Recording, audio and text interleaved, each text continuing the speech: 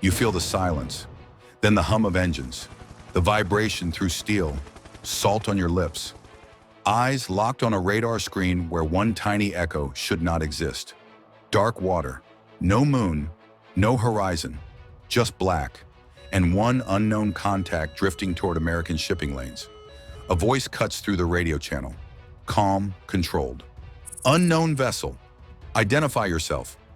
Nothing, no lights, no reply, no movement. In the movies, alarms scream and tracks lock on. Here, the danger is quiet. Silent threats kill faster than loud ones. Most people think the Coast Guard pulls swimmers from rip currents. Cute orange boats, ocean rescues, sunsets. Out here, different world, different rules, different stakes. Your job isn't to save one life at a time. It's to protect millions by stopping danger before anyone sees it. The Eastern Pacific, cartel corridor, 40 knots. If they outrun you, America feels it. If they fight, you don't get a second chance. Fuel drums strapped to fiberglass hulls, engines roaring, running dark. Skimming waves at searchlight snaps on. Helicopter blades whip the air. One warning burst across the bow. The go-fast boat zigzags, dumping bales. Chaos on black water. Boarding team poised, gloves tight, hands steady, waiting for the one word that splits quiet from violence. Launch. The small boat slams down into the waves. Spray cuts your face like needles. No time to think. Just training, instinct, discipline. You close distance. Crew yelling for hands up. One smuggler freezes, one doesn't. One reaches for something you can't see. That moment, that razor-thin second, that's the difference between going home and becoming a name etched into a plaque. Tons seized, lives changed. Most Americans never hear about it. They wake up safe without knowing who fought for that safety in the dark. But the worst threat isn't always fast. Sometimes it waits. A freighter sits dead in the water, silent, no beacon, no crew visible. Just steel and mystery, no sound except the slap of waves against the hull. You climb the ladder one rung at a time. Gunlight sweeps bulkheads. Door half open, swinging in the wind.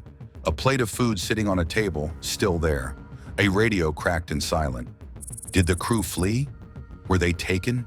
Did someone hide below, desperate enough to fight anyone who comes on board? The ocean swallows answers. You enter anyway. And then, the kind of moment only the sea gives. A sound. Metal shifting deep inside the ship. Not wind, not machinery. Something moving. Breath holds. Weapons ready.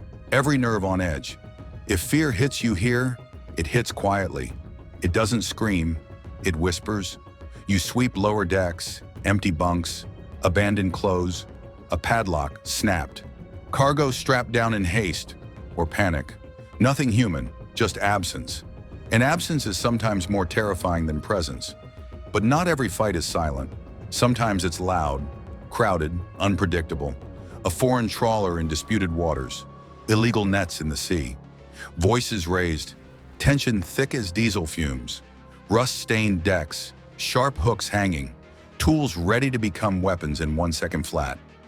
You board anyway. Not because you want confrontation, but because letting lawlessness spread is how oceans turn hostile. This job isn't a headline. It isn't a speech. It's men and women standing between order and chaos every single day. And it doesn't end with the boarding. After the chase comes the paperwork. After the danger comes the monotony. Evidence bags, logbooks, photographs, chain of custody forms in fluorescent lit rooms below deck. That part isn't glamorous, but it's how justice survives. Weeks at sea, salt scorches your skin. Sleep comes in broken pieces. You miss birthdays, you miss peace, but you never miss a call. Sometimes you pull smugglers out of the water seconds before they drown. Sometimes you zip a body bag shut. Sometimes you stare at the horizon and wonder if your family's awake yet. Nobody claps. Nobody films the quiet hours. Nobody posts the fatigue.